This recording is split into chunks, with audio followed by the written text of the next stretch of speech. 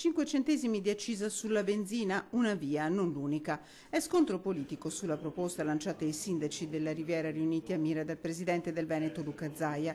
Se da Roma non arrivano i soldi per la ricostruzione, dovrà pensarci la Regione. Replica a stretto giro il governo per voce del sottosegretario veneziano Pierpaolo Baretta.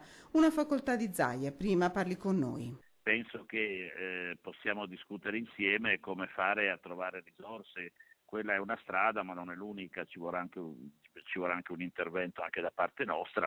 Tra 24 ore a Roma il presidente del Veneto farà il punto sui danni, ma con i sindaci era stato chiaro. Un fondo catastrofale per far fronte a tutte queste emergenze, però io prima di arrivare lì a pensare ai 5 centesimi di acciso sulla benzina, che è una facoltà di legge che ho, a pensare ad altre misure più o meno volontarie, vorrei che quantomeno ci fosse una risposta da parte del governo. Un sasso lanciato che rischia di diventare un boomerang. A Zaia rispondono i parlamentari tosiani, per tutti parla il veneziano Emanuele Prataviera. Come si fa a parlare allo stesso tempo di rivolta fiscale di accise sulla benzina per aiutare i veneti, chiede indignato. I 5 centesimi servirebbero per costituire un fondo per le emergenze e nell'immediato andare a finanziare famiglie e aziende ad Olo, Cazzago di Pianiga, Mira, i comuni colpiti dal tornado dell'8 luglio. Di soldi in cassa la Regione, dopo i 6 milioni di euro erogati, non ne ha più, ma il governo c'è, incalza Baretta. Abbiamo sempre detto che si tratta di una prima parte delle risorse necessarie.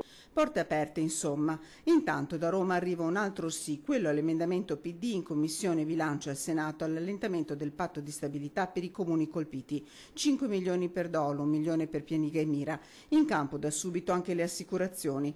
Solo le Generali Italia hanno già erogato più di 2 milioni e mezzo di euro indirizzando alla famiglia dell'unica vittima dell'evento e aprendo pratiche per circa 700 sinistri, 460 per danni alle auto, 190 per danni al patrimonio. Il 90% delle pratiche è già stato esaminato. Alcuni casi complessi sono in fase di valutazione. Zaia pensa, se non arrivano i soldi dal governo per il discorso del tornado che c'è stato in Riviera, di mettere una tassa di 5 centesimi di accise sulla benzina. Cosa ne pensa?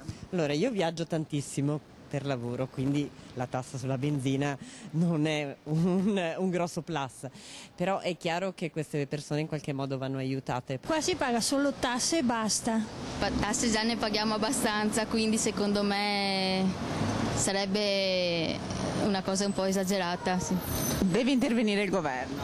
Esatto. Mi sembra un po' troppo, però mi sembra andare a pescare tasse dappertutto per pagare. Mi sembra un'esagerazione. Nonostante il fine? No, il fine è ottimo e partecipo anch'io. L'accisa in più è sempre una penalizzazione, però per la causa che Zaia ha proposto potrebbe essere anche interessante.